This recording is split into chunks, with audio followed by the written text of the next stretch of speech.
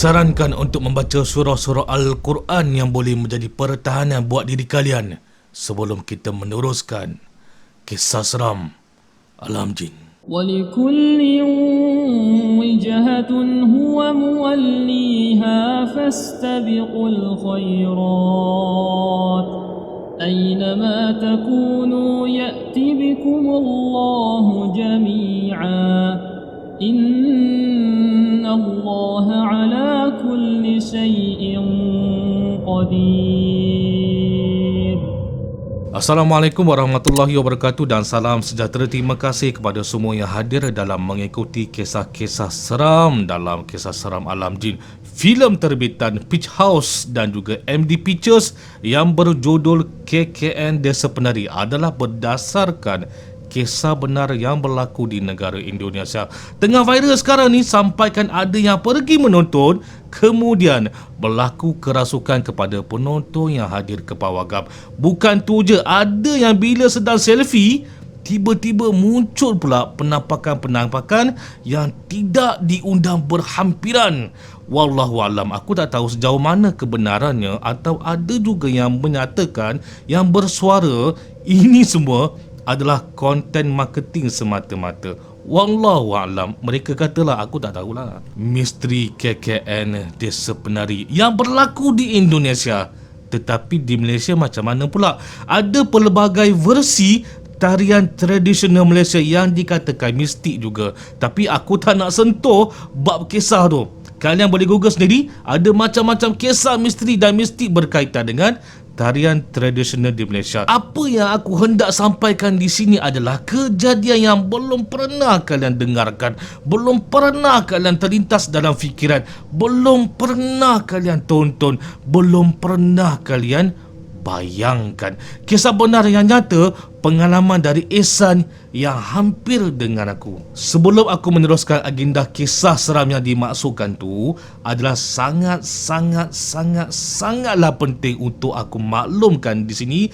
Terlebih dahulu aku maklumkan di sini, kisah ni secara jujurnya tidak ditujukan kepada mana-mana agama yang lain, khususnya bagi mereka yang menganuti agama India.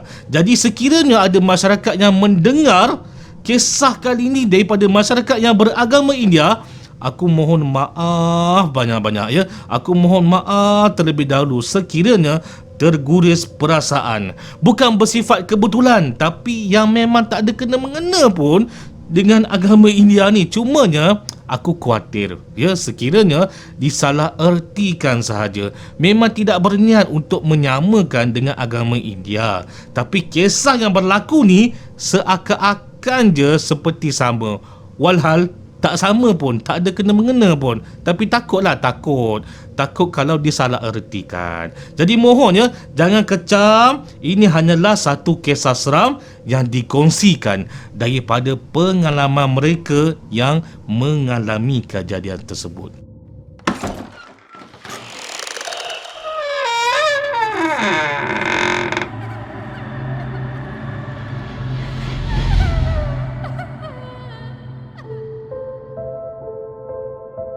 Kisah ni diceritakan pada aku dalam tahun 2010 macam tu. Jadi bila mana aku kata dikisahkan kepada aku pada tahun 2010, maka kejadian sebenar tak tahulah bila kan. Mungkin 2010 ke bawah, mungkin era tahun 90-an ke, mungkin tahun era 80-an ke, wallahualam. Aku bagi nama gelaran kepada bapa kawan aku ni sebagai manusia yang bernama Pak Cik Mahmud. Waktu tu Pak Cik Mahmud ni ada urusan di area kawasan Setiawan, Manjung, Lumut macam tu lah. Tempat dan lokasi yang sebenarnya tak tahulah di mana. Tapi yang pastinya Pak Cik Mahmud ada urusan di sekitar kawasan yang aku sebutkan tadi. Urusan tu daripada waktu siang berlanjutan ke senja, kemudian berlanjutan ke malam, berlanjutan ke lewat malam, dan akhirnya nak tak nak berlanjutan sehinggalah urusan tu selesai di awal-awal pagi. Jam menunjukkan sekitar jam 2-3 pagi macam tu. Pak Cik Mahmud nak tak nak kena balik juga jam 2-3 pagi tu. Untuk makluman kalian semua, lokasi rumah Pakcik Mahmud berada di Sabak Berenam. Jadi walau dalam keadaan yang letih, harus juga pulang ke rumah. Kalau berdua bolehlah tukar memandu kan, tetapi Pakcik Mahmud ni seorang-seorang. Tawakal je lah, apa nak buat. Dalam perjalanan nak balik ke rumah daripada area Setiawan Manjung Lumuk ni, nak mahala ke rumah di Sabak Berenam ni, memang tak ada jalan lain.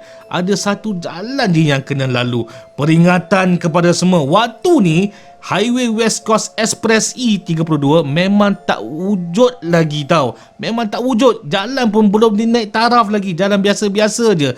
Kalian kalau rajin boleh semak sendiri dekat Google Maps ataupun di Wave. Waktu tu memang tak ada jalan lain. Itu je jalan laluan yang boleh dilalui oleh Pakcik Mahmud. Sehinggalah Pakcik Mahmud berada di satu jalan laluan yang lurus, iaitu yang menghubungkan Batu 14 dan Batu 15. Lekir. Dari satu kedudukan Pakcik Mahmud yang sedang memandu perlahan ni, dari seawal memasuki jalan yang lurus yang dimasukkan tu, tengah memandu ni, jalan lurus ni, tiba-tiba Pakcik Mahmud nampak macam ada kelibat susuk tubuh di tengah-tengah jalan. Masih sama-sama susuk tubuh tu sebab jauh, tapi yang pasti memang ada orang dekat tengah jalan tu. Masa ni Pakcik Mahmud masih lagi meneruskan pemanduan ni macam biasa. Dalam otak dia tak ada fikir bukan-bukan. Otak tengah kosong, memandu macam biasa. Semakin lama semakin dekat. Masa semakin dekat tu, Pakcik Mahmud dapat rasa tahu macam ada yang tak kena dengan susuk tubuh tu. Susuk tubuh tu macam bergerak-gerak. Bukan berdiri statik macam ni, tapi bergerak-gerak. Makin lama Pakcik Mahmud ni yang sedang memandu kereta ni semakin menghampiri dengan susuk tubuh tu, dan semakin jelas sikit demi sikit susuk tubuh di tengah jalan tu. Makin lama makin jelas, makin lama makin jelas. Masa semakin jelas susuk tubuh tu, daripada penglihatan Pakcik Mahmud ni, pada awalnya nampaklah susuk tubuh tu bergerak-gerak. Akan tetapi bila semakin menghampiri kedudukan jarak kereta Pakcik Mahmud ni dengan susuk tubuh tu dalam 50 meter macam tu, jelas kelihatan susuk tubuh tu kurus memandang langit sambil menari-nari macam. Woi! Ini Malaysia bukan Indonesia. Kurang hajar loh. Lo sesat ni. Pergi berambus. Daripada penglihatan Pakcik Mahmud, pada awalnya nampak susuk tubuh tu bergerak-gerak. Akan tetapi bila semakin hampir dalam kedudukan jarak kereta dengan susuk tubuh tu dalam 50 meter, jelas kelihatan susuk tubuh tu kurus memandang langit sambil menari-nari macam ni. Aduh, seram.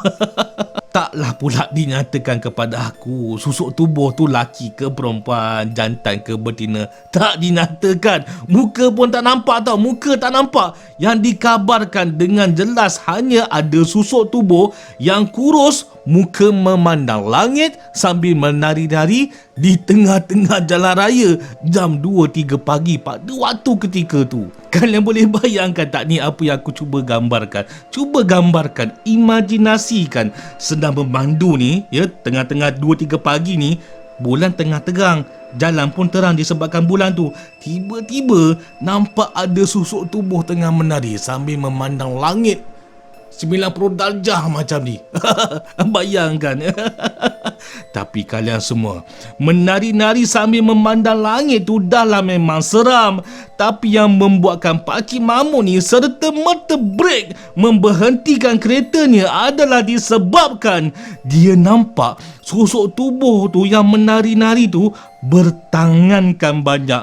Yang lebih dari 2 tangan tau. Aku tak tahu berapa banyak tangan susuk tubuh tu, tapi daripada penyampaian kisah ni, katanya tangan tu lebih dari 2 tangan. Mungkin 4, mungkin 6, mungkin 8, mungkin 10. Wallahualam. Yang pasti kalian hanya perlu bayangkan ada susuk tubuh tangan lebih dari 2, menari-nari memandang langit di bawah sinaran bulan yang penuh.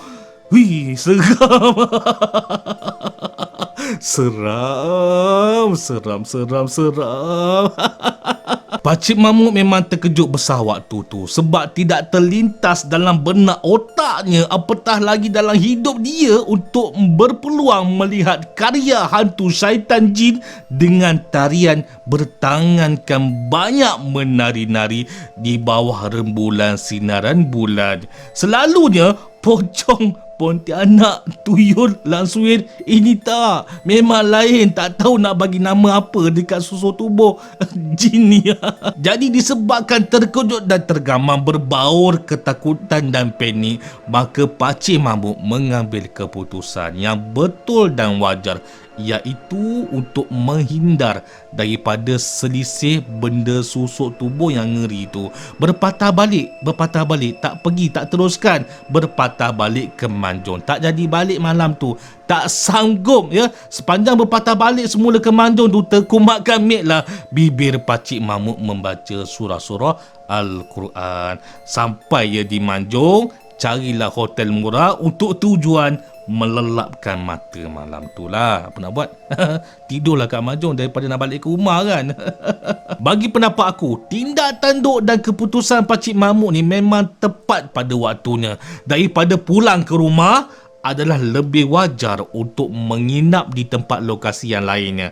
Takut dan khawatir benda susuk ngeri tu ikut pulang ke rumah pula nanti diganggu pula ahli-ahli keluarga yang lainnya yang tak bersalah. Bak kata pepatah Melayu kita pernah dengar, lebih baik kita menghindar daripada kita mencari jalan untuk mengubati. Ingat baik-baik pesanan tu.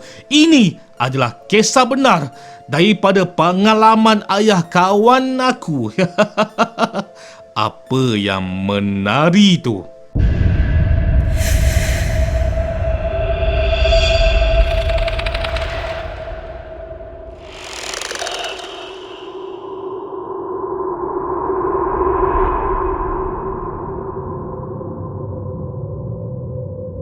Kalian kena faham, kena tahu setiap apa yang dibual bicarakan oleh kita semua ni. Sebagai contoh seperti aku sekarang ni, makhluk-makhluk jin yang secara umumnya majoriti masyarakat Melayu yang menggelarkan jin syaitan ni adalah hantu secara tidak langsung ada berhampiran dengan aku sekarang ni. Tidak terkecuali di sekeliling kalian yang mendengarkan juga. Maka wajarlah kita dindingkan diri kita dengan surah-surah Al-Quran, InsyaAllah. Amin. Terima kasih kalian sudi menonton dan mendengar. Aku mohon ya, jasa baik kalian yang hadir untuk tekan button subscribe bagi mereka yang belum subscribe, supaya secara tidak langsung kita menjadi satu keluarga alam maya di bawah bumbung pelepah yang usang, sambil dihiburkan dengan kisah-kisah seram. InsyaAllah dengan izin Allah Subhanahu Wa Taala kita akan bersua lagi dengan topik bicara kisah-kisah seram yang lainnya dalam kisah seram alam jin. A'udzu billahi minasy syaithanir rajim. Wa nunazzilu minal Qur'ani ma huwa shifaa'un wa rahmatun lil mu'minin wa la yazidud dhalimina illa khasara.